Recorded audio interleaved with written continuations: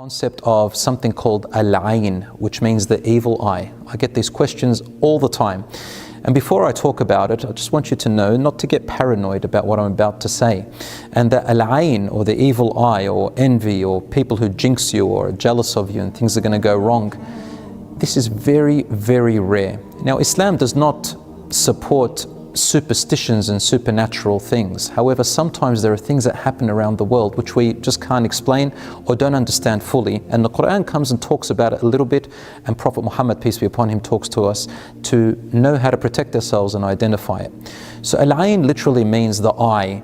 And the Prophet, peace be upon him, did say, which is narrated or collected by Sahih al-Bukhari, he said, al-aynu haqq, the evil eye is real.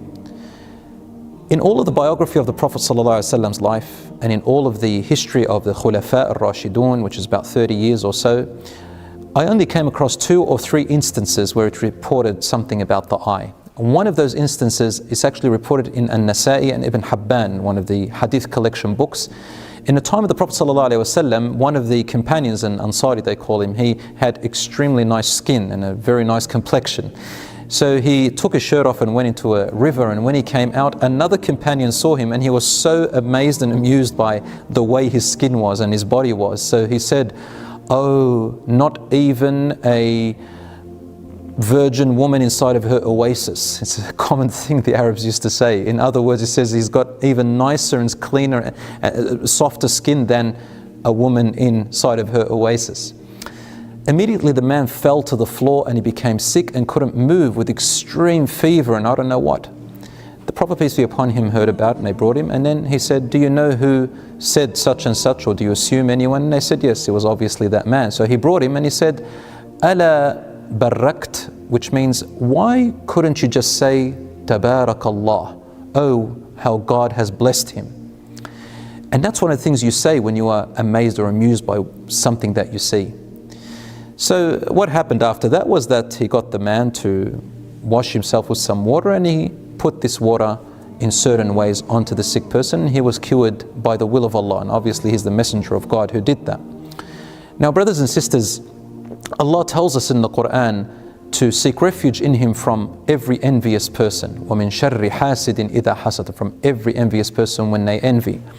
And one lesson we learn from that is Islam teaches us not to parade our belongings and our beauties and whatever we have and show them off to the world, which is a very common thing now done on social media. People, they parade everything about themselves in the meaning of getting attention or followers or likes. Maybe some people are quite sincere, they want to share their stuff with their family and friends, but you've got to be careful. There is something called the evil eye and envy. Even if people don't jinx you in a certain supernatural way, people do have something against other people and they get very jealous that they have it in for them, and they gossip about them or they try to destroy what they have. So envy is when you're amused by something and you wish that you could have it. What is the way out? Well, for you, when you go out of your house or you go home or anywhere, or whenever you feel that people around you may jinx you or be envious, if you like, just recite ayat قُلْ أَعُوذُ بِرَبِّ الْفَلَقِ, and say to yourself what the Prophet Muhammad, peace be upon him, used to say to his grandsons Al-Hassan wal-Hussein. He used to say to them, أُعِيذُكُمَا بِكَلِمَاتِ اللَّهِ التَّامَّةِ مِنْ كُلِّ شَيْطَانٍ وَهَامٍ وَمِنْ كُلِّ عَيْنٍ لَامَّةٍ. I seek refuge in Allah and in His protection upon you from every shaitan, from every evil, and from every foreign object or bad object that comes by, and I seek refuge in Allah from every evil eye against you. So this is what you say. And if you're amused by what you see, say Tabarakallah, oh the way God has blessed it. And if you are amused by something you have, sometimes people look at themselves in the mirror and they get amused by themselves and give themselves the evil eye. I've heard this before. Say MashaAllahu can. Or you can say MashaAllah, or you can say MashaAllah La quwwata illa billah. And this, we get it from Surah Al-Kahf, you know, the story about the 2 men with one of them had a garden, and he was so amused by what he had built and what he had planted, and he said, "Oh, this is the best," and he was so boastful and he was ungrateful. And then the righteous man says to him, "At least say MashaAllah, La quwwata illa billah, oh what God wills, and there is no power except in Allah." He refused to say it out of arrogance, and Allah subhanahu wa ta'ala wanted to teach him a lesson from this. The next day a storm came and took it all away. So brothers and sisters, we learn these lessons to show us that in Islam it's not good character to show off our stuff and to parade it. there are other people who are not fortunate like us. Some people, they may look at other people and think, well, I wish I had what they have. And with Muslims, we have compassion towards each other, even with that sense. At the same time, you don't want people to envy you. So brothers and sisters, be humble. And as the Prophet ﷺ said, "Man tawada'a lillahi rafa'ah." Whoever humbles themselves for the sake of Allah, Allah will lift them.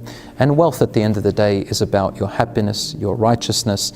You love your iman and yourself, and you want to improve yourself, and you appreciate whether you have a lot or a little. Finally, I saw a little kid today who said, "Look how rich I am." He's got 2 5 Australian dollar notes.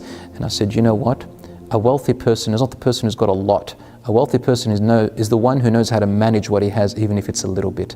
So brothers and sisters, enjoy your time, enjoy yourselves, enjoy what Allah has given you. Be grateful, say Alhamdulillah, say MashaAllah, and say Tabarakallah, and watch how happiness will creep into your life, inshaAllah ta'ala, with no fear. Wassalamu alaikum wa rahmatullahi wa barakatuh. Actually, I want to say one more thing. Some people, they resort to all sorts of superstitious stuff, thinking that they're going to protect them. Like there's this little tiny bead that they buy, it's blue, or they buy this gold necklace with a little blue eye in there, or they get a horseshoe, or they get all sorts of talismans and charms and amulets. Brothers and sisters, all of these are what we call shirk. Shirk means making partners with Allah. They have no power. Stones have no power. There is nothing to them, and we should avoid them altogether. Oh, some people may ask, but what if I wear those amulets and that blue eye just for good looks? Well, yeah. If it's for good looks, it's not making partners with Allah subhanahu wa ta'ala, because you're not believing that that stone has any powers that God has. You just want to wear it because it looks nice. But still, prefer not to wear it, because we're kind of promoting that belief, because so many people still believe in it, and it causes anxiety, mental illnesses, paranoia, trauma, fear. A Muslim doesn't need all these mental problems. Assalamu alaikum.